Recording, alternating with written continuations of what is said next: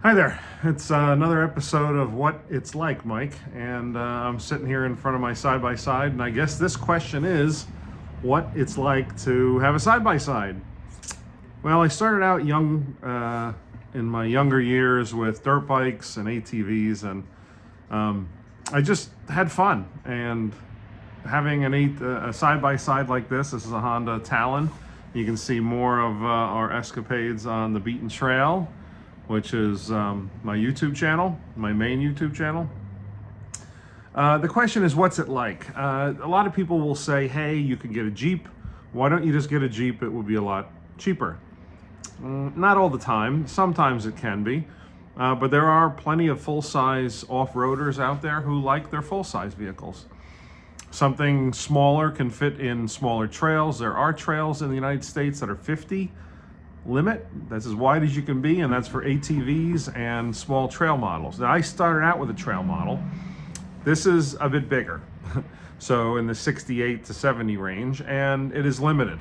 If you're a Jeep, you're going to be a little wider than that, and I don't know the exact width of a Jeep, but I'm sure it's bigger than 70, 72, 74, up to 80. So anyone want to correct me there? I just not doing research on Jeeps at the moment. So playing with the camera thing here.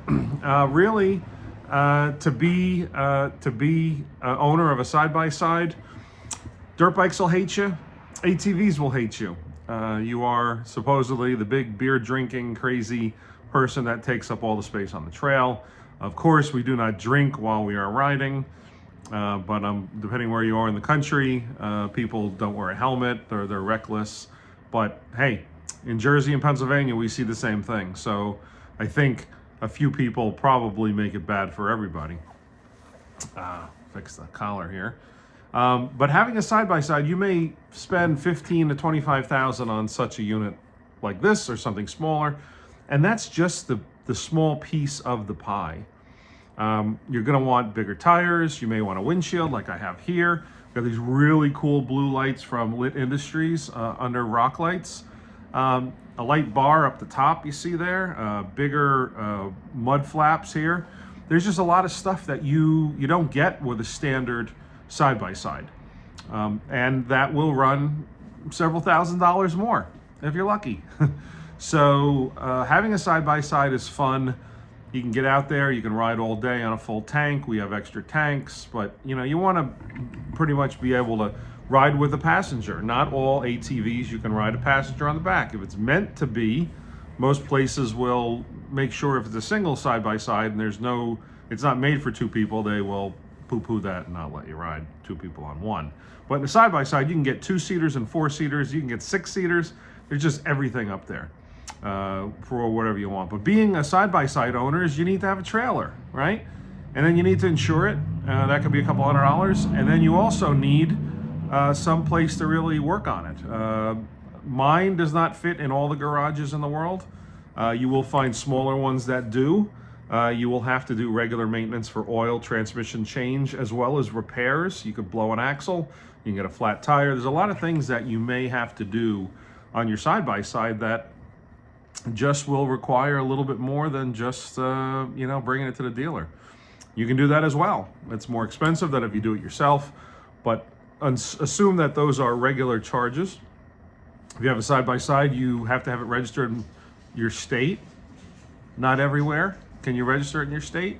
Pennsylvania's DCNR is $20 for 2 years. You get a plate, and you should be insured. Most places will expect you to be insured. But there's other places, New York State, elsewhere, where you have to pay a separate fee. If you go to Lost Trails or Anthracite or FRO, there are memberships that are required for this. You can't just drive anywhere. They're not street legal unless you make them, and there are certain limitations in certain states. When we go to Hatfield and McCoy, we ride, and it is legal to ride on the road. You have to follow the rules of the road. You shouldn't be on after dark. There's a couple other regulations. But with that, you can make your ride street legal. It'll probably cost you another $1,000 once you get blinkers, directionals, DOT tires, and a DOT certified glass anti-shatter windshield. Can't use this rough country cheap plastic one. From what I understand, that's the regulation. But yes, having a side-by-side is a lot of fun.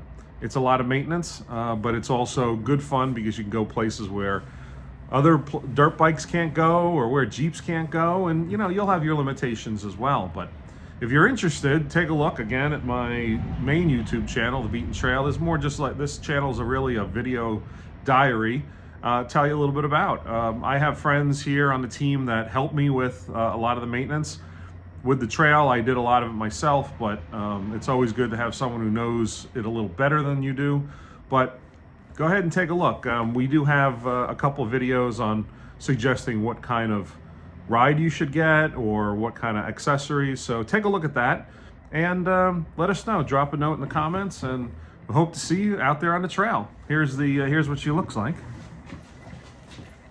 Pretty cool blue lights there in Honda. And that's it. So thanks for watching. We'll see you out there on the trail.